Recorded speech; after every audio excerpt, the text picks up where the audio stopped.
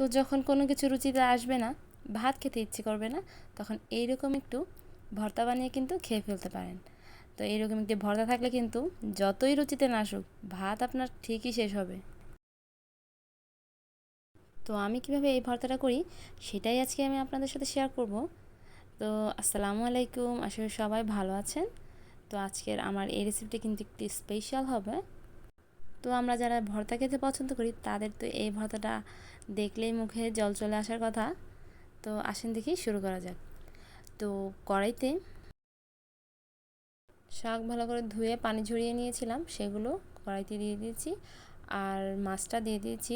তো এর মধ্যে আমি কিছুটা তেল দিয়েছি আর সামান্য লবণ ছিটিয়ে দিলাম। এখন পাতাটা সিদ্ধ হওয়ার জন্য হালকা হাতের ছিটা একটু পানি দিয়ে দিলাম। এখন এটাকে একটু নেড়ে চেড়ে দেবো, চুলার আঁচটা একটু বাড়িয়ে রেখেই। তারপর এর মধ্যে আমি ঢাকনাটা দিয়ে দিব। প্রথমে কিছুটা বাড়তি আছে, এরপরে কিছুটা লো আছে, আমি ভালোভাবে উল্টে পাল্টে শাক এবং মাছটা ভেজে নেব। তো শাকটা ইতিমধ্যেই ছোট হয়ে গেছে আর মাছটাও ভাজা ভাজা করে নিচ্ছি। বেশ অনেকক্ষণ উল্টে পাল্টে ভাজার পরে শাকগুলো একদম নেতিয়ে গেছে। শাকের মধ্যে থেকে একটু পানি এবং তেল চেপে ঝরিয়ে নিয়ে আমি এটা তুলে নিব আর মাছটাও একটু ভালোভাবে ভেজে তুলে নিব। এখন কড়াইতে আমি কাঁচামরিচগুলো একটু ভেজে নেব। এখন এইগুলো ভাজা হয়ে গেলে তুলে নিয়ে আমি শুকনো মরিচগুলো ভেজে নেব। তো শুকনো মরিচগুলো আমি একইভাবে মচমচ করে ভেজে নেব। তারপর রসুন আর পেঁয়াজ আমি দিয়ে দিয়েছি। এখন এইগুলো ভালোভাবে ভেজে নিয়ে নামিয়ে নেব। তো আমি সবগুলো পাটায় ভালোভাবে বেটে নিচ্ছি আর মাছের কাঁটাগুলোও আমি বেছে নিয়েছিলাম।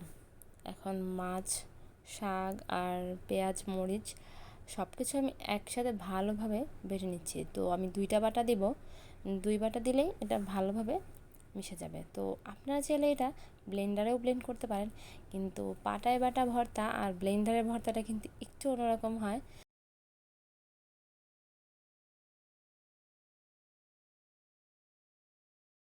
তো এইরকম একটি ভর্তা যদি আপনার প্লেটে থাকে, আপনার ভাত কি না শেষ হয়ে পারে বলেন?